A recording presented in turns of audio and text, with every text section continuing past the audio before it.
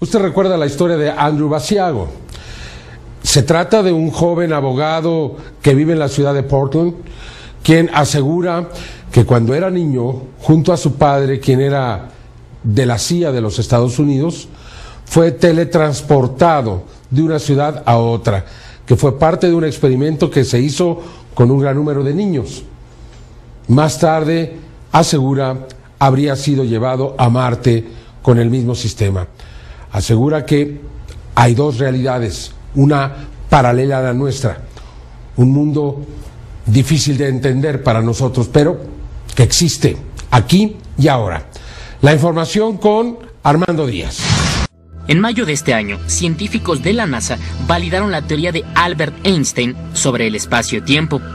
Este descubrimiento podría dar sentido a la teletransportación de un sitio a otro, es decir, viajar en el tiempo y en el espacio, incluso de un planeta a otro.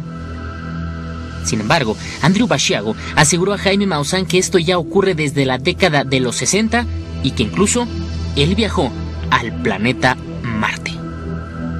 Esta es la historia.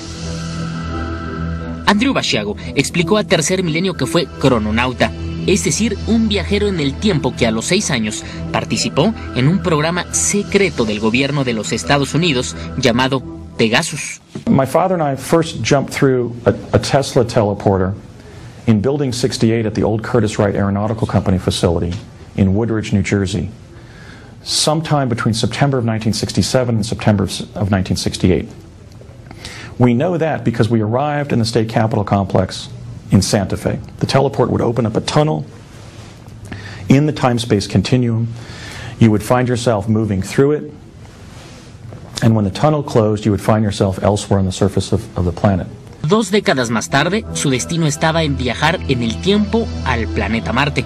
Según su crónica, Basiago viajó de la Tierra a Marte en minutos y al llegar descubrió estructuras que parecían ser una base militar.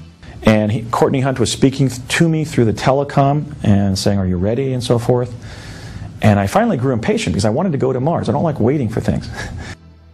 I couldn't tell that much was happening. All that was happening was that panels of light on the top and bottom of the elevator started blinking.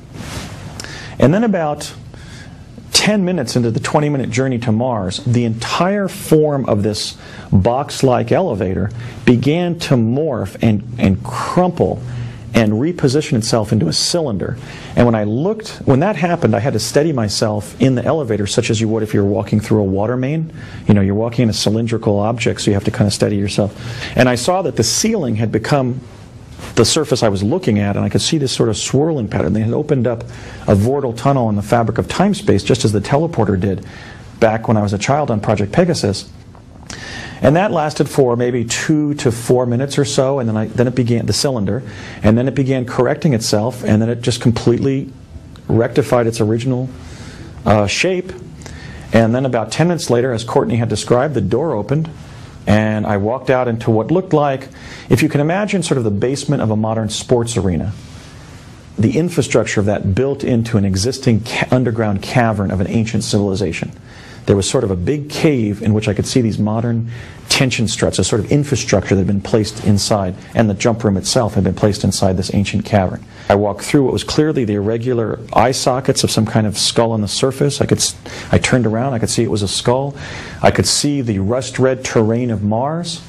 I could see that Mars has a pale blue sky.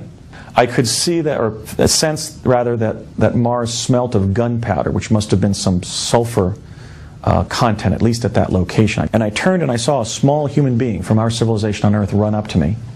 And then 2 more individuals a couple years older than me, I would say they were maybe 21, 22, 23 years of age, ran up to me, two men and a woman.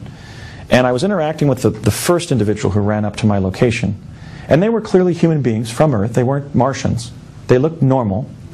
They were speaking English. Andrew Basiago guardó el secreto por años y en esta primera entrevista a la televisión aseguró tener miedo por revelar uno de los secretos mejor guardados del gobierno de los Estados Unidos, pero aseguró que es necesario para construir una civilización sustentable, la civilización del siglo XXI a través de la teletransportación.